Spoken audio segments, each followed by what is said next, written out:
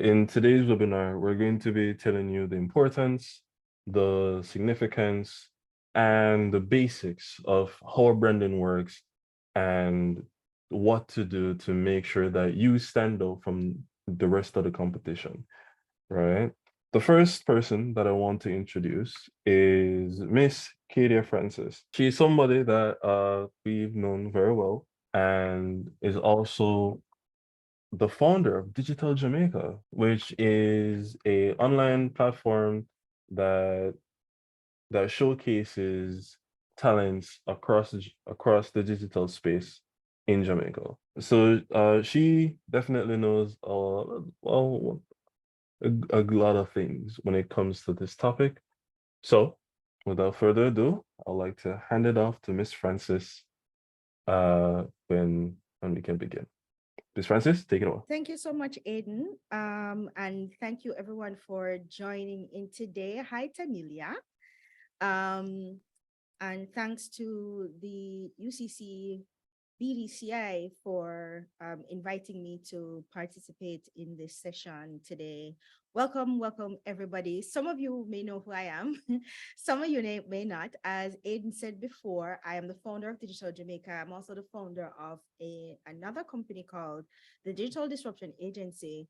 And the DDA is a digital literacy and skills development agency. And what we do is we develop courses and programs to teach digital literacy and digital skills to Jamaicans. And to date, we have taught over 6,000 people in Jamaica and across the Caribbean. And I am happy to add BDCI to my repertoire of persons that I've been able to impact with the knowledge that I have gained primarily from doing the thing, right? So I'm not just here talking. I'm also here as somebody who's experienced in building a brand. The particular approach I'm going to take to today's topic is about digital branding, especially in the online space, because that's my lane and I like to stick to my lane. So we're going to be talking about digital branding in the online space. Since COVID, everybody has been trying to get online because that's where everybody else is. It's a convenient space to be.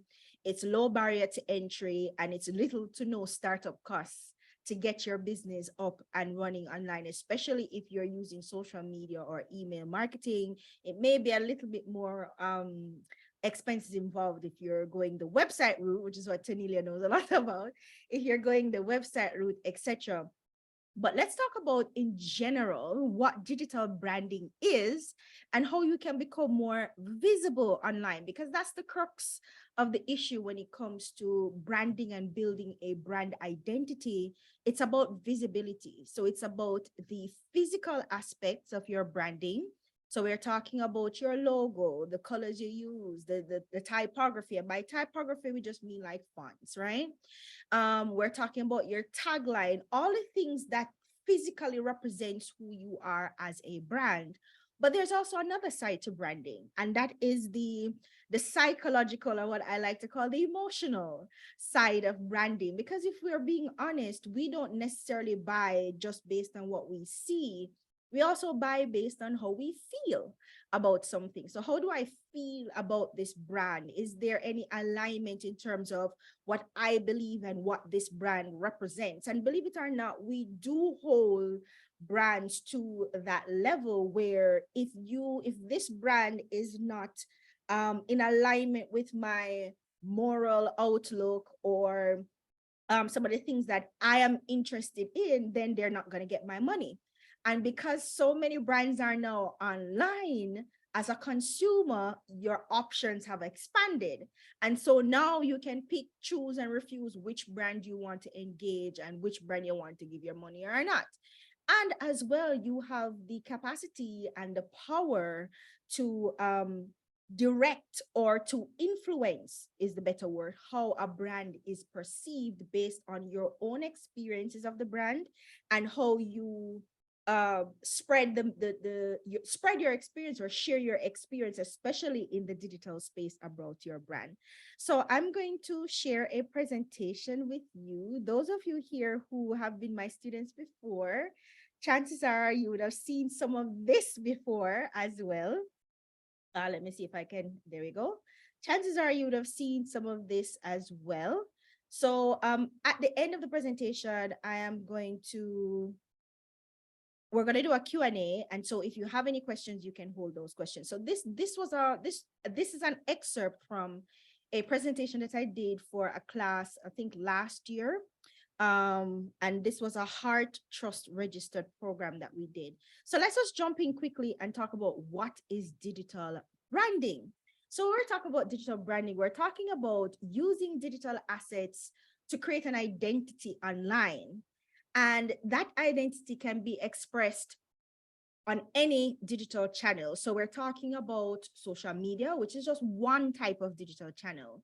It can also be through email. It can also be through website. It can also be through mobile. So there are several different ways that there are several different channels that you can use to build your brand on, right?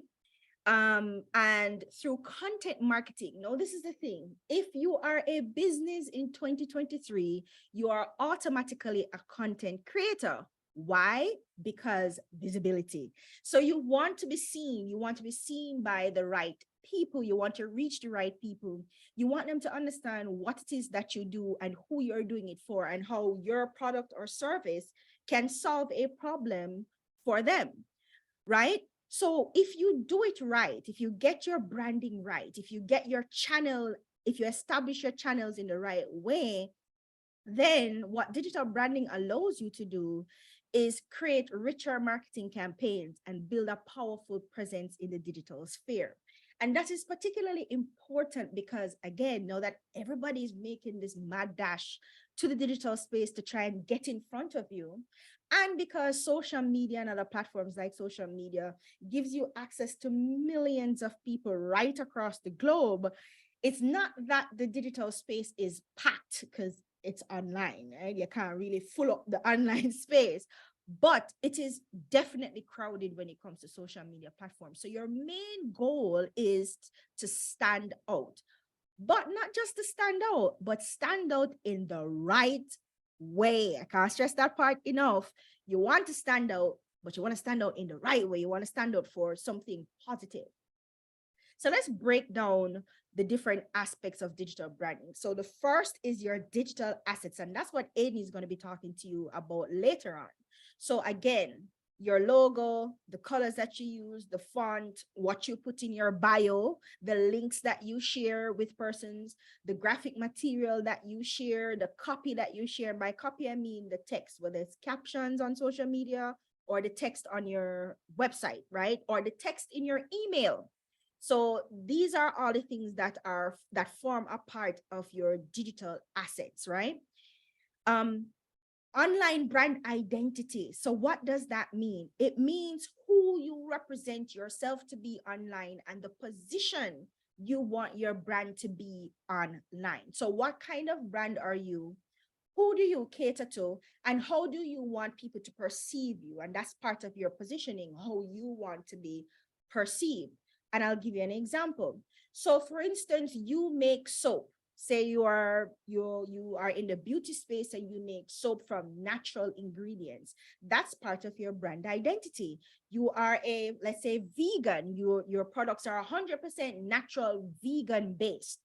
You're going to incorporate that into your digital assets, into your copy, into your captions, into your graphics, etc., because you want to identify with this particular niche or this particular group, because consumers are interested in things like that. Is it sustainable product, sustainable packaging, sustainable branding? All of these kinds of things are key factors in decision-making processes for consumers.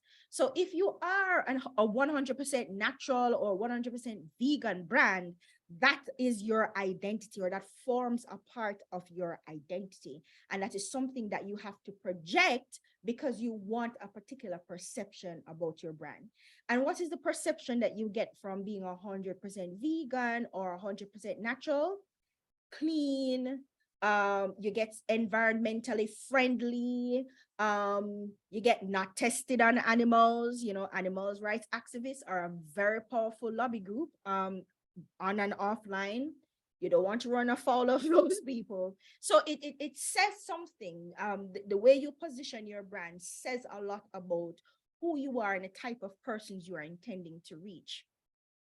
Then we're talking about richer digital marketing campaigns. So know that you are very clear as to who you are as a brand and what your brand represents and who this representation is to be made to, what we call your target audience. Now you can laser focus your digital marketing campaigns to ensure that you are reaching the right person, but then you can add to your digital marketing campaign. So it's not just about, a 50% sale graphic that you're putting up, but you're now talking about what it means to be 100% vegan and what it entails to be a vegan brand and how you're saving the planet and the rainforest and the trees, right? So all of this can now be incorporated into your marketing campaign for an even bigger impact. And talking about a powerful presence, this is where you now are differentiating yourself from other vegan, other 100% online organic brands, right? Because organic is another sexy word. So this is how you now say, okay, so there are like 100 other vegan organic brands, but my brand is the only brand that does this. Or our brand is the only brand that truly represents this. So and within, by building those assets, cementing or establishing your online brand identity, creating really interesting and engaging marketing campaigns that targets your audience, you can now build a more powerful presence in the online space. Now, there's a key distinction I want you guys to be able to make. I want you guys to be able to distinguish between digital branding and digital marketing, right? So digital marketing are strategies, tactics, activities, etc., that you are carrying out online to capture leads and sell more of your products. But digital branding is about positioning, as we talked about before, and as well, it's more about psychology. It's about, okay, how do I cut through all of this white noise of everybody else talking and yapping on social media or online and get to the heart of who we are, so we can make that psychological connection between ourselves and our target audience. And that's why you follow a brand online, right? You follow a brand online because you like what it is that they're saying, you like what it is that they represent, because there's some alignment between that representation and who you or who your audience think they are. And so that is why it's important for you to understand who your audience think they are. You need to pinpoint that as well, so you can tap into it and you can use that to prompt them to take an action. So whether that action is to click on a link, go to your website, follow you, buy a product, which is the ultimate action, right? And doing this is going to allow you to then deepen relationships with existing customers and develop new relationship with new customers. And the best thing is too, online word of mouth travels faster than any other kind of word of mouth. So word of mouth in general in marketing is the most powerful marketing strategy, right? Still to this day, with all the AI and all the fancy excitement that's happening online, word of mouth is still by far the best marketing strategy. Word of mouth in the online space, 10 times better, because it travels faster, it's instantaneous, there's community, and there's more people being impacted in a shorter period of time. And so and that's why community is important, and a part of you building your digital brand and identity and connecting with people on a psychological level is also where your community would come in. But that's for a different session. So let's quickly jump into digital brand visibility. So how do you actually get started building your brand online? How do you become visible online? Because this is the thing, this is the question. If your business is not online, are you even a business? In 2023, if you have no digital presence whatsoever online, how are people going to know you exist? Because we don't use the telephone directory anymore. We don't do that. And people are not necessarily walking the malls to find new stores, etc. So now it's no longer the customers coming to you, it's you having to go to the customer to say, hey, we're here, this is what we do, and this is why you should care, right? So I've devised this what we call a strategic framework, a strategic marketing framework. And a strategic marketing framework is not a strategy, but it is the roadmap to building a strategy. So these are the steps that you're going to need to take to make sure you're building a robust marketing strategy to become visible, to build awareness, to get engagement, and ultimately to get sales. So I've devised this strategy called the VRT strategic framework. Now it's very intuitive. I didn't make it up out of nowhere. It's based on observation and things that naturally or intuitively happen online. So there are three main pillars to this strategic framework, right? And the first pillar is visibility, because as I said, when it comes to online, if you are not visible, you're not going to sell. If you're not visible, you can't connect, you can't engage, people not going to know that you exist. And in this day and age, you have to go to them. They're not coming to you because they have options, right? So the first, the first arm is visibility. The next pillar is relevance, and relevance is the other half of the coin to visibility, because you don't just want people to see you. Seeing you is great. That's all well and good. But you want them to relate to you, because seeing you and relating to you will lead to sales. But seeing you and going, okay, whatever, is going to get you nowhere. So they have to see you and they have to care. And that's where relevance come in. And the third pillar is timing. Everything you do online has to be strategic. There has to be some plan behind it. There has to be some kind of timing that you are going with, because then you want to be able to position yourselves to not just take advantage of opportunities, but to create opportunities and then strike, as we say, while the iron is hot, right? So let's break down each pillar quickly. So under visibility, so the three pillars of this framework, and so VRT means visibility, relevance, and timing, right? So the three pillars are visibility, relevance, and timing. And then under those three pillars, we have the 4 C's, and these are the building blocks. So once you get these building blocks right, you now have a pillar, right? Because the blocks to build the pillar, no, yes, okay?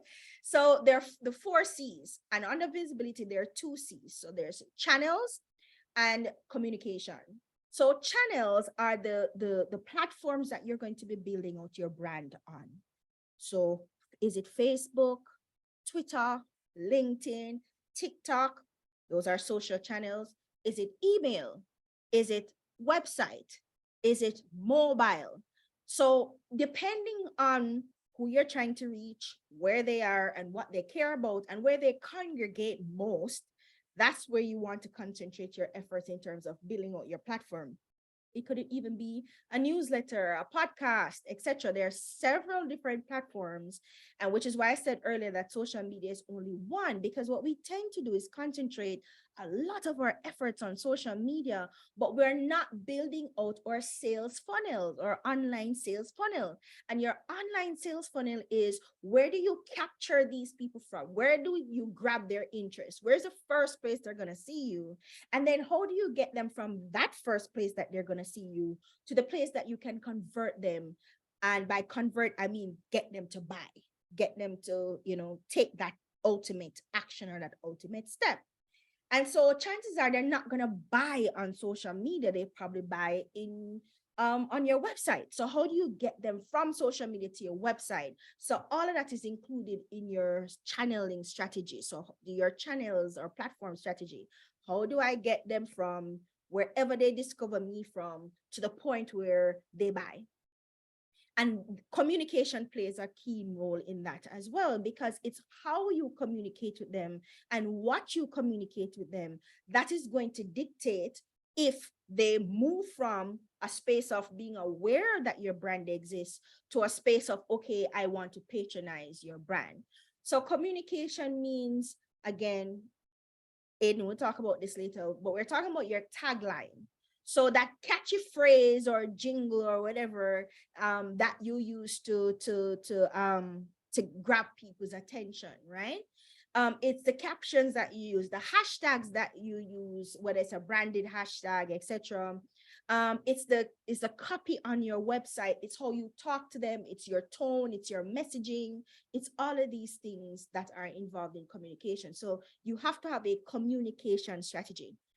The other part of communication is in terms of frequency. How frequently are you going to be communicating with your audience? A lot of people don't think this through very clearly, but it's very important, because the ultimate thing you can do to stay visible and stay relevant and being able to take opportunities when they come up is by being consistent. And we're going to talk about that later. So what are the outcomes of building visibility online, getting your channels right, communicating effectively, understanding your audience, crafting a solid message, and being consistent or frequent with your communication? It's awareness and interest. So I am now aware that you exist, and something that you have said have piqued my interest and I want to know more. And so I'm going to go to your page. I'm going to visit your website. I'm going to sign up for your newsletter so I can hear more. All right. The second pillar is relevance, and the building block to relevance is content. As I said earlier, whether you like it or not, you are now a content creator if it is that you intend to build out a business online. And what does content involve? Where there's three sides to it. So there's getting the attention, which we all want, but there's also the engagement, which is where you're making connections with the audience, right? So you're saying things that make sense to them. You're talking to them on an emotional level. So for instance, say again, you're in the beauty space or you're in the beauty and health space and you make eczema creams, right? For somebody like me who suffers with eczema, you're speaking my language now. So if you're going to say to me, here's a cream that will prevent the itching, because, after you shower, your skin get dry and that itching, here's a cream that will help to, soothe dry, itchy eczema skin. It's non-greasy, it won't leave marks, whatever. That kind of communication is building a connection with me, because that's so me and I need this cream, right? And then getting my attention, building that connection means you can now influence me to buy your product. There's no influence if you cannot engage with me and if you cannot connect with me on an emotional level. There's no influence there. All right. And what's the outcome of building relevance? It's relatability and trust. So now you're visible, so which means people are aware that you exist. And because of how you're communicating, people are becoming interested. And because they're now interested, there are things that they're things that you're going to do to get them to get their attention and to connect with them, becoming relevant. And that is going to build relatability and trust. And then and only then, through consistent efforts, making sure that you have clear goals, positioning yourself to be the only company that I can relate to and I can trust to do X, whatever X is, to help my eczema relief or whatever. And that's how you're positioning yourself. And through habits. And by habits, what do I mean?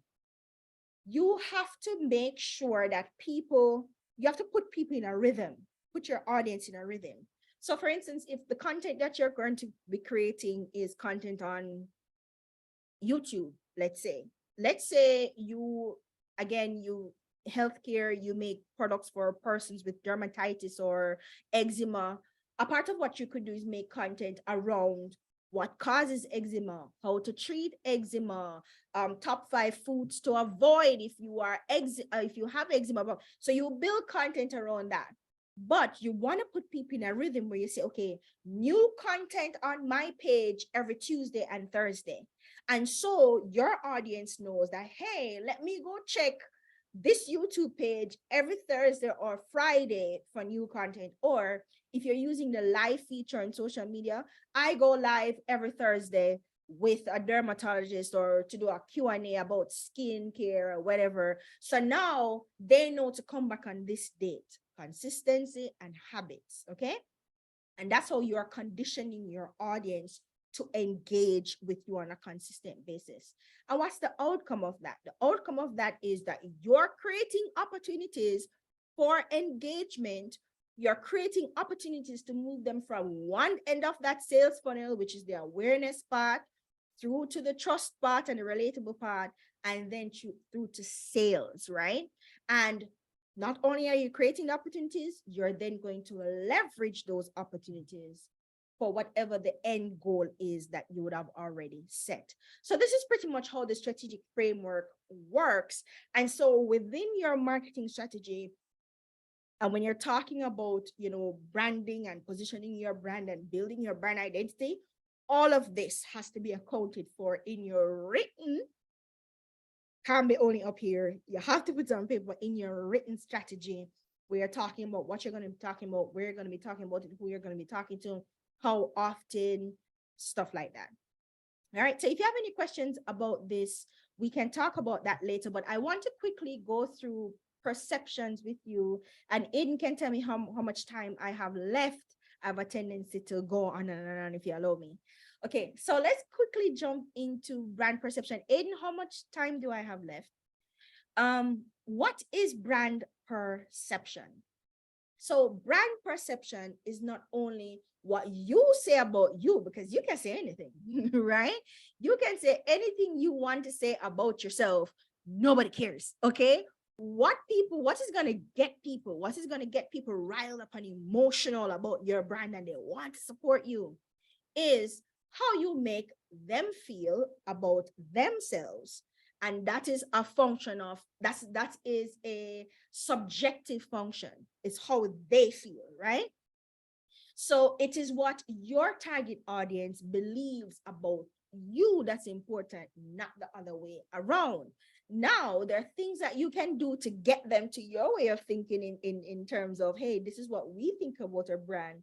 This is why you need to think this way about our brand as well.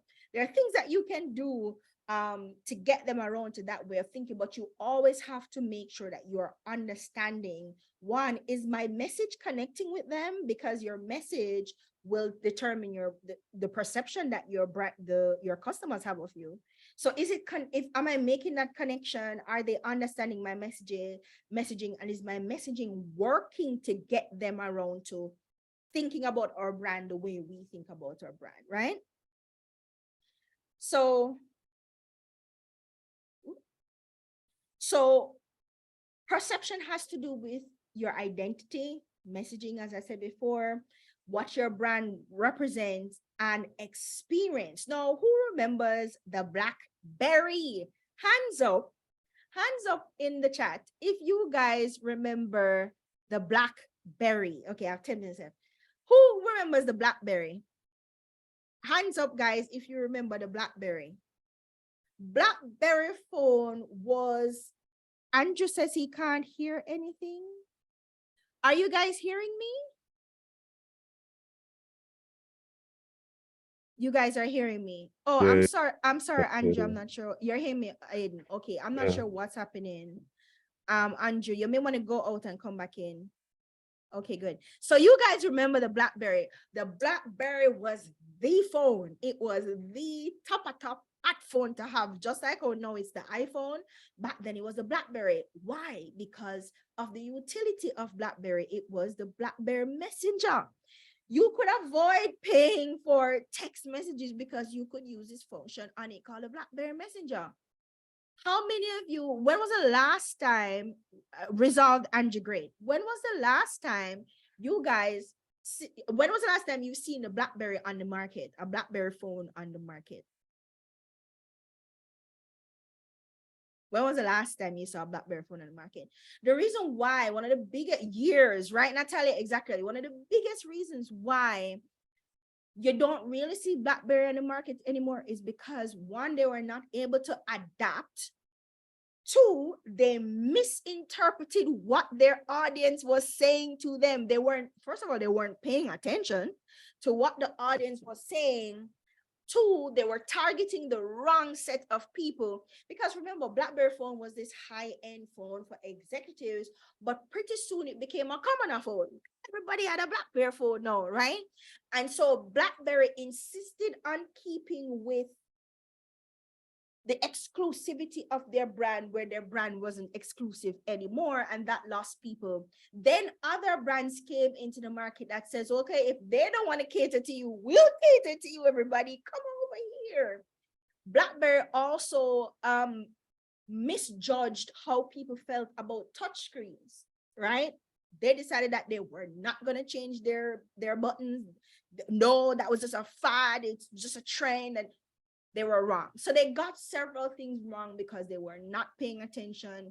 They were not listening to brand sentiments, and they were not paying attention to the perception that people had of their brand. And that caused BlackBerry to lose a large portion of its market share and tanked, just like Nokia eventually did, right? And so you have to pay attention. You have to adapt as well. Your identity cannot be fixed. It has to be flexible so you can adapt and you can pivot, right? All right. I know I ate through a lot. So guys, you know cable and wireless, and I just wanted to quickly do this exercise. Guys, you know cable and wireless. When cable and wireless for a very long time was the only telecommunications company in Jamaica, the Caribbean. They were dominating everything, and that was by, it wasn't by happenstance because they were doing so great in the market. It was by contract. The government said, we are going to allow you, cable and wireless, an exclusive 25-year license, right? That was valid until 2013. And it made them the sole provider of the island's domestic and international telephone service. Now, what happens when you are the only player in the market? You can dominate and you can dictate, especially if you are in an essentials market. This was an essential, right? And so that is exactly what cable and wireless did. But then came Lime. And Lime, who is supposed to be the cooler, hipper, younger, more with it version of cable wireless, which was really just cable wireless rebranding itself, which is another thing you have to understand about brand identity. Again, when I say it's not fixed, you can always rebrand, right? You don't have to stay this particular way, especially as you grow and expand. You may grow out of a market, or you may want to explore other markets, so you can grow and you can expand. And so that's what cable and wireless wanted to do. They realized that they were losing customers, and people were just getting annoyed with this whole thing, and they wanted to rebrand themselves as this newer, fresher, hipper brand. And listen to this, Lime is a new and different business with a new and different approach. It's about changing the way we do business and how we operate, right? Our language is going to change, our posture is going to change, how we relate to customers will change. This is a complete rebranding, right? How long did that last for, right? Right? So it didn't last very long. And then Lime, which stand for Landline Internet Mobile Entertainment, was less than 6 years old when they decided that it's out with Lime and in with Flow, right? And not out with Lime, in with Flow. So it was out with Lime, and I think what are they called now? It was, LYME first, and now it's LIME. Several rebranding that they did. But what happened was, Flow came into the market, right? And Flow had like overwhelming positive brand perception, right?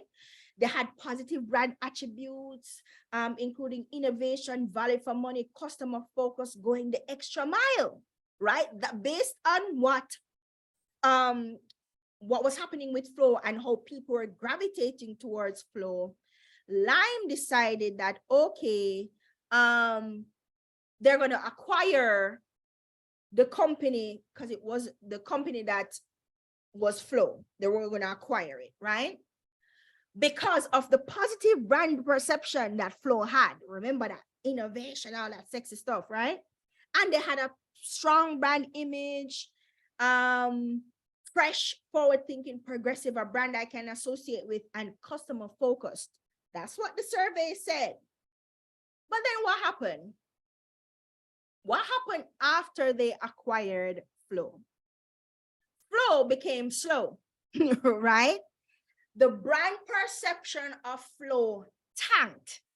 And there's several reasons why, but one of the biggest reasons was that sometimes, guys, that initial brand perception is very hard to shake.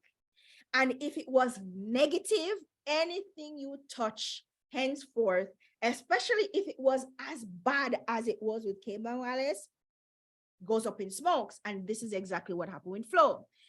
The same problems that persons were having with Cable and Wallace, with Lime, it's the same attitudes, the same thing that they brought over with Flow. And in little to no time, that big brand perception, positive, overwhelmingly positive brand perception, tanked, right?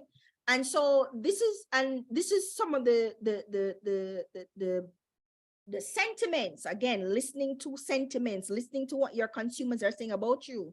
And this is why it's good to make sure that you're watching your mentions, especially on platforms like Twitter.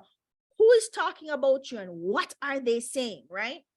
And so welcome to the suck. No internet in my whole community. I want to know how to get a refund. Listen, Cable and Wallace had an uphill battle to shake off that very negative, overwhelmingly, generationally negative brand perception, for people to view them as this new innovative thing. Because as I said, for a good couple of generations, people were like, we hate these people. We absolutely hate these people.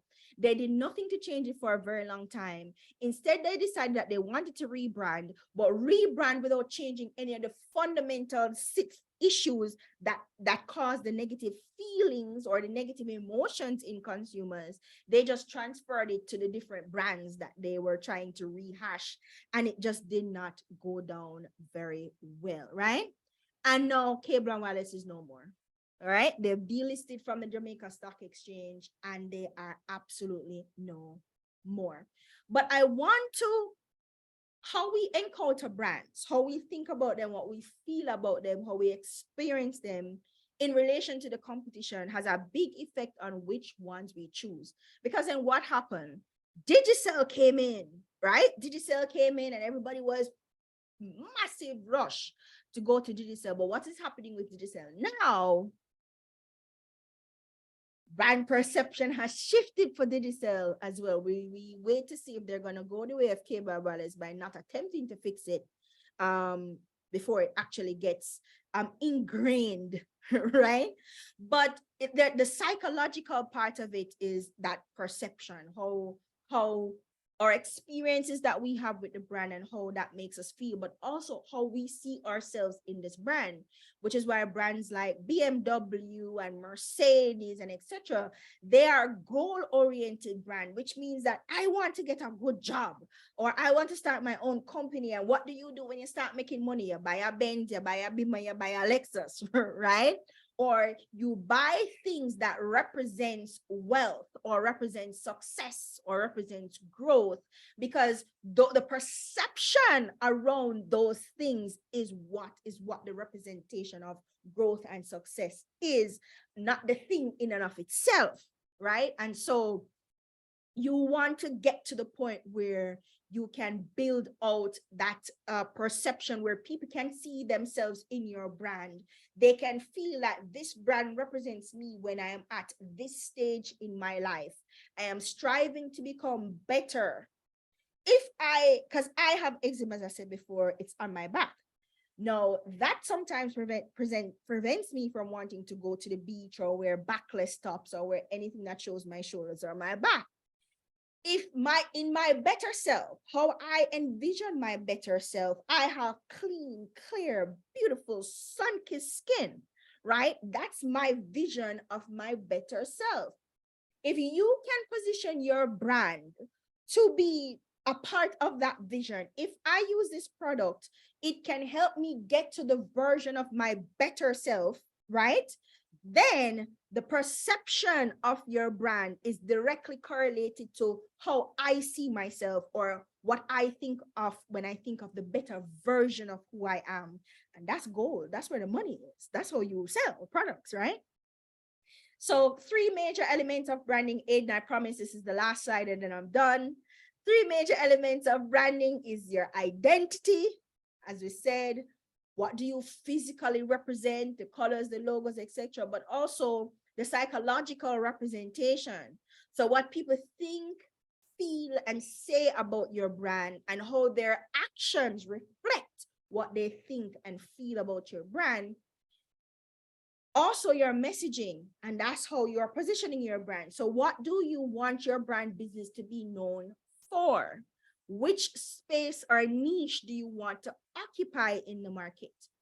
Your brand USP, right? Your unique selling proposition. What are the traits and the characteristics that set you apart? It could be how you package your brand. As I said, if you're an eco-friendly vegan brand, you know that you're not using any plastics. So you may have bottles and you may want to implement a policy whereby if they send back in their empty glass bottles, they can get a discount on a refill, stuff like that. That's a part of your characteristics, right? What do you do differently or better than anyone else? So yeah, there are other people that sell the same product that you sell, but is it as good as your product? Well, how am I going to know as a consumer if you don't show me? Because it's not just about telling me, it's also about showing me, which is where, again, sentiments come in and brand testimonials come in, right? And the audience that you're targeting is another element of your brand strategy to help you build out your identity. So visibility that we talked about earlier. Are you distributing your content on the right channels? How are you ensuring that people can see and interact with you? And what is the value exchange?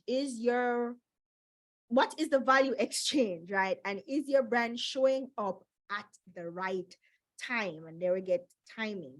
So guys, this is my presentation for today. I know I went through a little bit fast because of time, but this is the kind of thing I talk about on my platform and in my newsletter. And so if you want more information about any of these things, or if you're a small business and you want to learn more about, branding, digital marketing, etc., then you can join my newsletter. I would leave a link in the chat and I will stick around for your Q&A later on. Thank you so much for listening. Aiden, over to you. Okay, well, thank you so much, Katie, for that insight. To be fair, I almost myself just wanted to just sit back with the attendees and just listen to you, because everything that you just said was so insightful. So yeah, guys, that is some wonderful insight from Miss Francis. It's actually my turn. All right. Hello, everyone. My name is Aiden.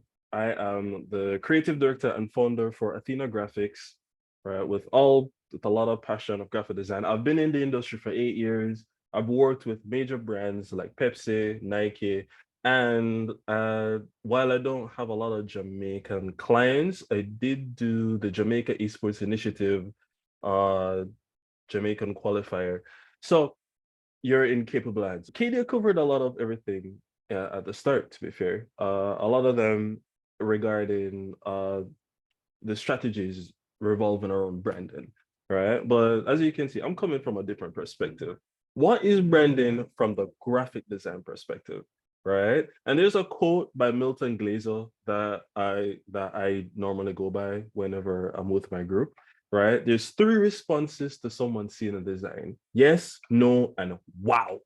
Wow is what you're looking for, right? Now, this is a paraphrase for what he says, but this is what normal graphic designers go off of. So, branding is, as a graphic designer, the process of researching, developing, and applying distinctive features or set of features in your organization that anybody can associate. It's almost like a beacon, uh in a way, right? Where the second someone sees your company logo or your branding, they associate it with that. And the best example is actually, so I'm going to go over here. I'm going to look for it real quick. Right. And then I'm going to show you a picture. And what are you going to tell me? Like, as in, what company do you think I'm looking for when, what company do you think this is? So you're seeing this bitten apple.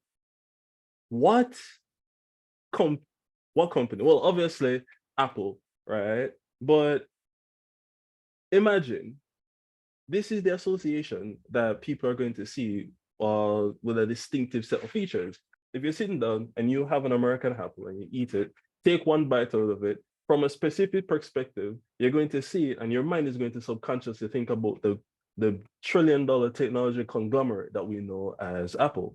So that is what I mean when we're looking for like distinctive set of features that other people or other people are going to just see and immediately do it. Because if I tell people, hey, draw an Apple logo, right, as in the company, they're going to draw an apple that has been bitten out. So that's what we develop, that's what we research, that's what we find a distinctive set of features for, right? So right. So that's what branding is from a graphic design perspective, right? And this helps to associate that logo, that distinction, a set of characteristics to the product or service that you're trying to sell to your to be customers. So yeah, why is it important? These three are one of the main reasons why branding should be taken more serious in the Jamaican entrepreneurship space.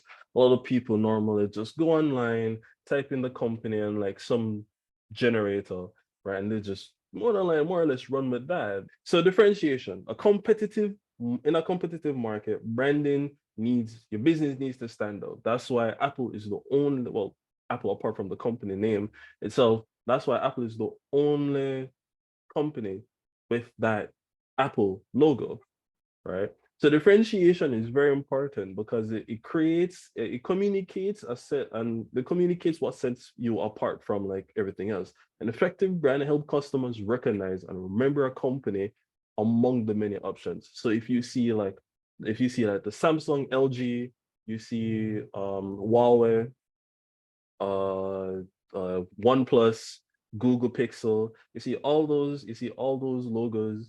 You can tell the difference between all of them, even though all of them manufacture phones. That is the importance of a good. That is the importance of why branding is important and why you should actually start thinking about it more, right? And to be fair, one of the other main things is that this differentiation and trust and credibility and the emotional connection that you want to put into it. Another one, yeah, the trust and credibility, right? The strong brand build trust and credibility. And that's when Kada previously talked about cable and wireless, I'm pretty sure if you go back in those times and you say, hey, um, cable and wireless, you're gonna hear a lot of groans immediately, right?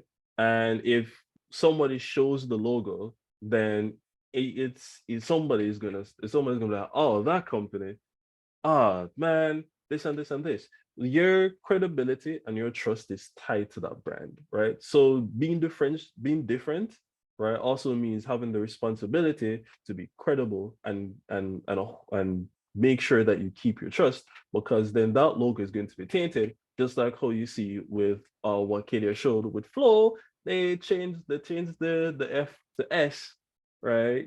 Put in slow because they're given a lot of infrastructural problems, right? They're going to do that. The first thing that they decided to attack was Flow's logo, as you could see, right? So you have to have that responsibility when creating a branding, to make sure that you continuously have that responsibility, because you set yourself up from everybody else. So you have to have that responsibility to say, okay, I have to make sure that I keep my consumers happy in what they want, or just listen to them correctly. And no business can solve every consumer's problems, but just doing it to the best of your abilities is actually way more appreciated than people might think. And then emotional connection. Logos along with your products, what you can set that emotional connection, right? Like I said before, flow. And that emotional connection, that frustration with it is what compelled people to do that in the first place, right? So having a strong emotional connection with their company, positive, strong emotional connections, mind you, because I do know that some people are saying that, there's nothing wrong with bad publicity. All publicity is good publicity. That type of mindset, while not wrong, it certainly does give your company less breathing room to do what you would love to do, right? So that having a strong emotional connection uh, with the target audience and appealing to them, right, can forge deeper friendship relationship with the customers, with the consumers, right? And back to Apple, the main factor, or one of the main reasons why someone wouldn't want to switch outside of the Apple ecosystem is simply because of the fact that anything that they ask for, Apple do give it to them in the Apple way, or they know that they trust that the Apple is going to give it to them eventually, so they just stay, right? And the fact that, like, the majority of people who uses iPhone, they don't have any bad experiences. Now, these are the pillars of a good brand, right? Now, I just went into why is it important, right? But these are the pillars of what a good brand is. So the pillars of good brand are the foundational elements that help establish a strong and successful brand identity, right? And there are four good pillars of a brand, right? And Katie already went over these, right? To be fair, so I'm just going to like slightly go to them a little bit faster, because Katie already went into them. The brand purpose, which define the reasons why the brand exists beyond just selling products or services. Everyone has a message, right? One of the funnily enough, there is this company, right? Lamborghini. Yes, Lamborghini. This story started. The main reason why they start selling cars. I think I'm making the wrong company actually, but yeah, no. The main reasons why they're selling cars is because it was this farmer that had enough money and wanted to go to, I think, a Porsche dealership. Porsche dealership says the farmer doesn't need a fast car. Please get out of my store. Obviously, I'm gonna say this is me making it a bit more family friendly, right? So the guy created his own company and started selling, and his tractor company uh started to become a sports car company. Now everybody knows Lamborghini as a big sports car brand along with everybody else. Story or the purpose for people starting a business is important, right? A lot of people want to sit there, and there's a lot of people who start a business that is almost guaranteed to fail, is people who say, man, I want money. I'm going to sell products and then try to proceed to do that. Fortunately, that's not how that works.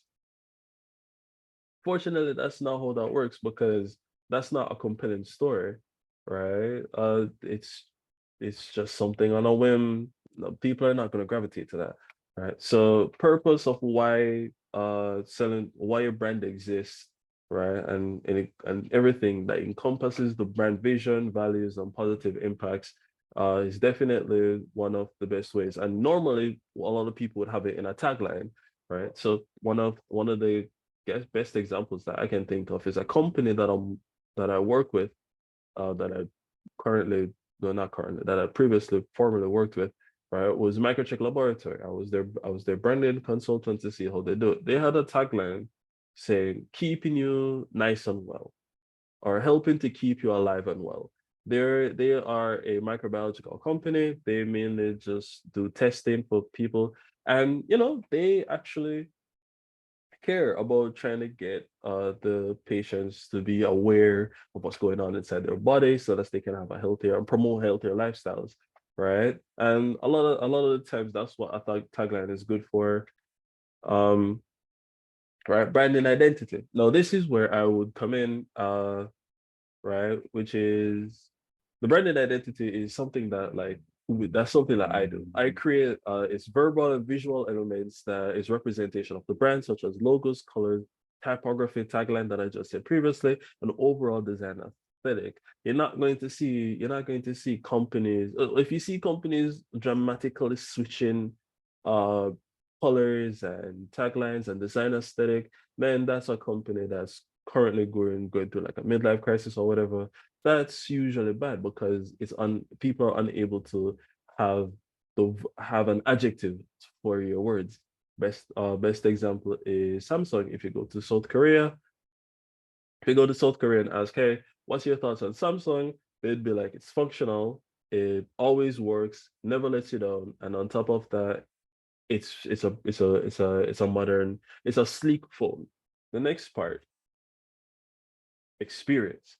Branding experience refers to the overall perception of the customers. Everyone it's already went into that with Flow as the best example, and I went into it earlier, right? So we don't need to do that. But then the visual part of it. So these are the pillars of a good brand design. And the first one is simplicity. Simplicity is key for a lot of reasons, right? One of them is simply the fact that as a graphic designer, one of the functional reasons why I would like to keep it simple is so that it can be scalable, as in it can go on everything and not have any issues. And not have any issues. That being said, though, not everything is supposed to be simple, right? It just makes it easier for people to like associate your brand with something, right? And have an easier time to associate your brand with something. That's why we say simplicity is the key. But you don't have to be simple all the time. It's just depending on the medium that you're actually like planning on doing. If it's digital, then yeah, make sure that you have it simple. If not digital, let's say you have a restaurant, then yeah, maybe you could do the dragon swirling around the earth with like multiple clouds surrounding it. Right? I mean, it's going to be more on physical plates and prints, so it really doesn't matter that much. Right? Balance is very important. Not a lot of people actually do it, right? And I have actually a really good example here, right, of balance, right? So there's a lot of ways how to have balance, and this is one of the best ways that can be shown, right? So these are just some ways that you can have balance, right? So you have alignment, as you can see, everything here is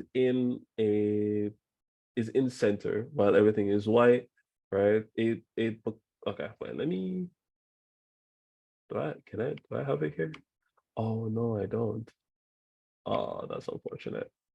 Because I would have used a pen and like marked around it to like give it a bit more. Okay, right. So repetition on both sides. That's one way to keep the balance. Contrast. As you can see, everything that you're looking at right now, it makes everything in the squares feel like they belong there. They don't feel wonky, one-sided, or just feel like there's just all this clear space for nothing. Everything is there, and it's there, and it seems to be placed for proper reason.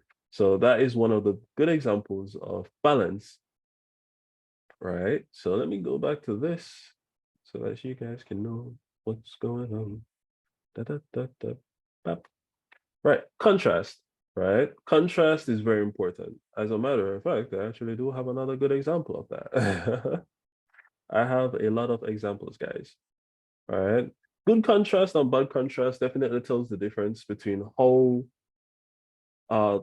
perceptive you want to be your design, right? And making it and like I said before, if you have a bad time, if your consumer has a bad time, then that means your logo is going to be associated with that bad time. right? So as you can see here, right, we have the back contrast here. You can barely see it, right? Even though it's just white with the opacity just drawn way down, right? You have a hard time seeing this. If you were walking past, you wouldn't even realize that these were text, right? While the good contrast is just there. You have an easier time, and you won't have any difficulty. And not having any difficulty for your consumers is one of the key reasons why these pillars are so effective, right? So that's another good example of why uh contrast is important. Okay. Wait, wrong one. Right.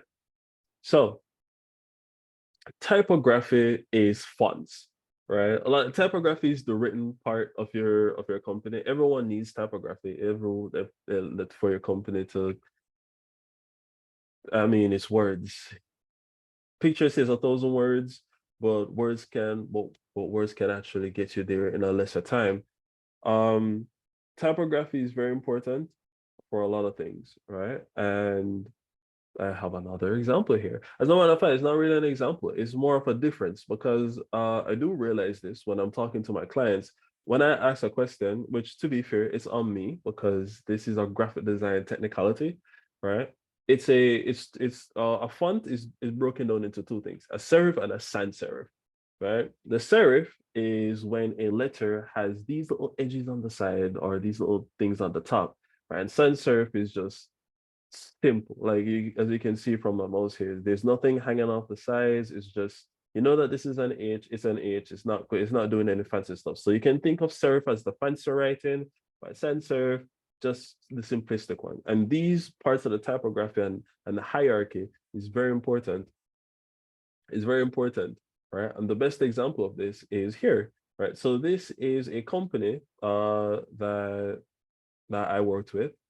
This is my portfolio, by the way, right? And as you can see here, when it comes to typography, uh, we have it right here, which is we have the monster type font face with the guidelines, and we also have like the type of things that you would want to have it here, right? And this I wanted to it's a shame that we don't have enough time because I wanted to like go over one of the projects that I worked on to show you what is a good guideline. Hopefully I can speed through this enough to do that, right? But yeah, as you can see here, right, typography is very important because they it's the official font. This is what once they see this type of writing, their account, someone is going to be like, oh, okay, that's that company or that's that company. And that's very important. Right. So, right. So typography is one of the things. Color is one of the most important pillars of any branding, right?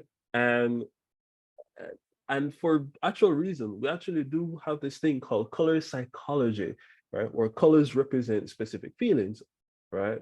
And you have it right here. So is this is the big bad color psychology. A lot of people think that this is a bit difficult, but as you can see, these are the colors, and these are what they are known for. These are what like they know for feel. If you're going for functionality, you can go for functionality, right? If you just love a favorite color, you just love a favorite color. There's nothing wrong with that, right? But if you're a company that if you're really serious about company, then you should take color way more seriously than that, right? So you have gray, which is professional, serious, mature, conservative. Okay, blue. How many banks in Jamaica is blue? We have NCB, that's blue and yellow. We have JN, that's blue and yellow. We have Sagicor, that's blue and yellow, and we do have Guardian that has a bit more of a cool to warm color, so from blue to red, but they do have elements of blue, and that is because calmness, spirituality, and security, right? Now, I don't wanna throw any company under the name, but what company doesn't have a red? What company doesn't have blue? Um, that that you can think of that has issues currently when it comes to security. Yeah, Sagicor is blue and green. They have blue in it, and they also have green, which means calming, refreshing, relaxing nature. Because to be fair, Sagicor is an insurance company, so as you can see, they're asking you for calmness, spirituality, knowing that you're secure with them. Then on top of that, the calming, refreshing, relaxing nature, right, of insurance. So that means that when you go with them, these are the feelings that you're going to invoke. You don't need to feel any sort of way of negative feelings because these are the colors that they're trying to like represent from you, right? Now, red is passion, right? Love, anger, danger. But Sagicor, no, sorry, but Scotiabank and JMMB or VM or like Victoria Mutual, they use red in terms of passion. They're passionate about keeping your money in a specific spot. They're passionate about making sure that um you have like you have your money where you have it or where you think you need it, right? You have the passion, they have the passion to just constantly work to make sure that you have the best service, right? Is it like that? Well, that's your prerogative, but those are the things. Now, I don't know. So there's a company that doesn't have the blue and the green or the turquoise that has that communication, that spiritual and calmness, and that's SSL. I don't know, guys. SSL was burgundy, right? It's burgundy, which isn't even in the color psychology. But as you can see, it doesn't reflect the security, the spirituality, the calmness, the communication, the fresh, the relaxing, the calm, the feeling. It's burgundy, and burgundy is known to be a bit more uncomfortable, but at the same time professional, right? It's known for being it's also known for being just an uneasy color. So just saying, not saying that it was premeditated, but coincidences happen. And I just wanted y'all to know that. Right? So that's one of the best examples of color psychology, right? And this is why one of the main things is important is color. That they have this whole thing, right? And the funniest part is that it actually works, right? Because when a lot of people pick a red company, they're very passionate about that company. I mean, I'm even a part of this. I'm a Scotiabank person, and I'm passionate for Scotiabank. It's almost cultish the way how I like that company, right? And that's just the passion for it and just appreciating their work. But yeah, right. So definitely one of the things that you should think about, and it's very important for your company. So make sure that you give it a good thought. Okay. Right. Next. All right. Oh, okay. All right. So that's really it. That's really it when it comes to like the basics of our of what of what to do. These pillars are one of the things that make sure that your brand stays consistent. They make sure that they make sure that they make sure that you stand out, right? And standing out means that a lot of people would be like, "Ooh," they'll walk past all these similar logos, right, and say, "Ooh, what does this company does the exact same thing that other guys, but they present themselves way more professional than these guys. Let me give these guys a try." And then just like that, you have customers. So branding directly affects or yeah, they directly affect how many people that comes into your company. So make sure that you all give it a good thought. Now, before we go, I want y'all to work with this. So I want y'all to see this. Right. So this is one of the companies that I worked with. Now, this is a Jamaican company because obviously I'm in Jamaica, I'm presenting in Jamaica. So I'll give you the project that I work with in Jamaica. Now, these are just the things that I did, and it's quite dated. To be fair, I do need to update this portfolio, right? But it definitely shows everything, right? That I'm talking about. So this is the Jamaica National Qualifiers for the Esports Initiative, Jamaica Esports Initiative, right? And I was lucky enough to be one of the persons to work on this project, right? I wanted to give back to Jamaica, even though most of my client base is actually in America, and I thought this was one of the best ways, right? So this is the logo that I created for them. As you can see, it has balance. It is contrasted, right? And one of the main things is that make sure that you know the rules before you break them, right? Oh yes, burgundy also represents opulence. Yeah, that is correct. It's almost similar to royalty, right? That's why like a lot of high class people go in there, like Usain Bolt that unfortunately got that, right? So yeah, I am just the messenger, okay? Right? So as you can look through, you can look here, as you can see, I worked on the color palette. Unfortunately, I just did the logos for these, but you can look through, as you can see, these are Jamaican colors, of course, right? Um, you can see in the logo that this is 2020. So like I said before, this is really outdated. Um, but you can see the balance, you can see the fact, you can see that this stands out because this is not something that you would see anywhere else in Jamaica, right? These are the color palette, of course, Jamaica, green, gold, black, and white for the text, right? And these are just the things that I worked on, right? So as you can see, the consistency with the logo being there and the colors with the white, right?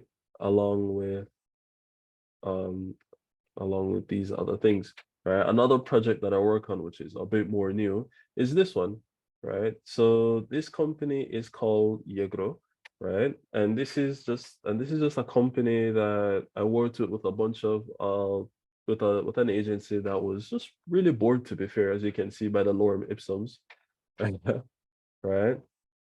So this if you look through all of this, you can see like there's a consistency. Nothing feels out of place.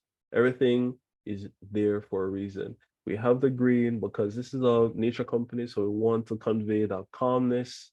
We want to convey the nature of, right, which is green, right? The relaxing and refreshing feeling that you would have if you use our company, right? We go with black, white, and green. So it's black and white, which are just the basic colors, and then green as a contrast, right? Because as you can see, your eyes just immediately go to the Montserrat bowl, the summer bowl. It definitely goes those first than the regular white stuff.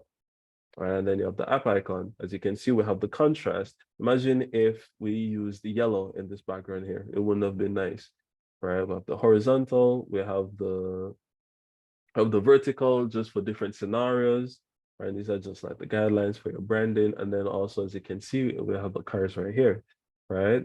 And then we have the mockups things. Someone forgot to call it the mockups, right? But you can see here that like everything just is consistent. Nothing feels out of place. Everything feels like it was made to be there, right? And that is and if you were to see a company like this, let's say that they are a natural brand, they're a natural yogurt company, right? They support natural brand natural foods in yogurts, right? You'll definitely see this logo and you definitely give it a try because it's definitely different from Yoplait. It's definitely different from really great yogurt, right? So yeah. So that's it from me. That's it from me. It is definitely branding, I'll leave off with this though, right before I go. Right, branding is one of the most important things in Jamaica that a lot of Jamaicans don't actually think about doing.